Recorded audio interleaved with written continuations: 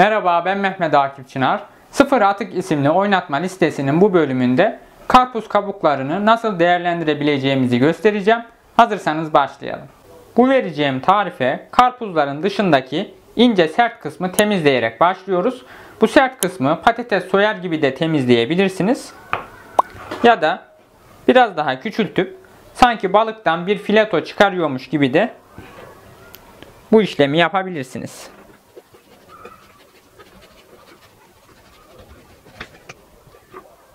Aynen bu şekilde sert kısmı çıkarıyoruz. Bu alttaki lifli kısmı kenara alıyoruz. Karpuzun dışındaki ince sert kısmı soyduktan sonra kabukları bir kenara alıyorum. Ve gelişi güzel ince ince doğruyoruz. Karpuzun dış kısmını soyduktan sonra burada kullanacağımız kabukların 350 ila 400 gram aralığında olması gerekmektedir. Bu vereceğim malzemeler de ona göredir. Yani siz daha fazla yapacaksanız buradaki kabuk miktarını artırdığınız gibi diğer malzemeleri de artırmanız gerekir. Doğradığım kabukları bir tabağa alıyorum. Ve kullandığımız kabuğun yarısı kadar da karpuz kullanıyorum. Karpuzları da şöyle gelişi güzel biraz küçültüyorum.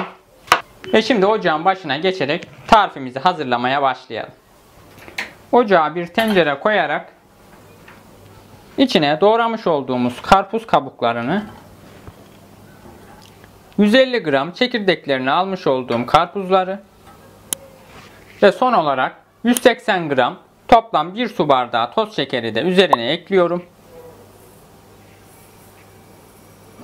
Tencerenin kapağını kapatarak kısık ateşte toplam 30 dakika boyunca bekleteceğiz.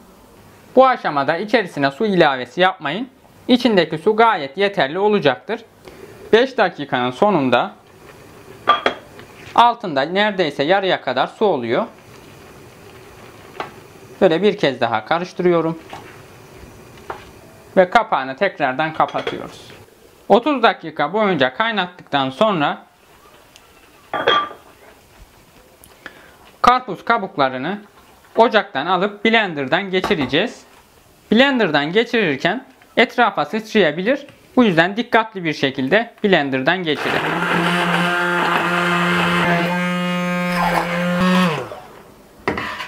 Tamamen pürüzsüz bir kıvama geldikten sonra çırpma işlemini bırakabilirsiniz. Buradaki en önemli nokta, eğer benim verdiğim miktarlarda yapmışsanız küçük bir tencere kullanmanız.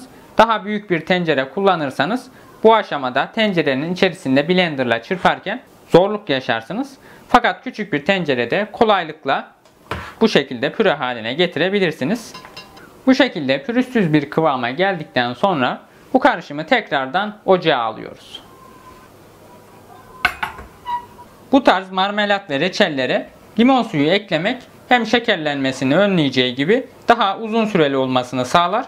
Bu verdiğim ölçülerde toplam 1 yemek kaşığı limon suyunu da içine ekliyorum.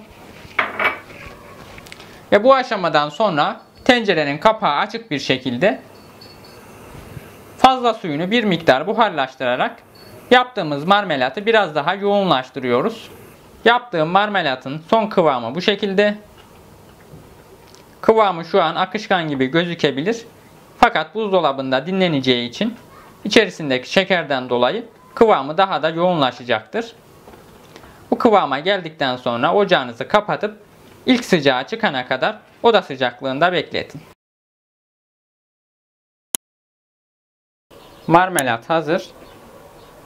Buzdolabında dinlendikten sonra kıvamı bu şekilde oldu. Şöyle ekmeğe bir miktar sürüp daha da net bir şekilde göstereyim.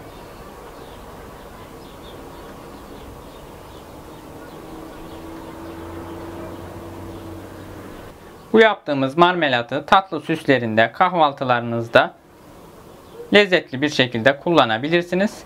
Çok hafif bir karpuz tadı geliyor. Oldukça lezzetli bir tarif oldu. Deneyecek herkese şimdiden afiyet olsun. Hoşça kalın.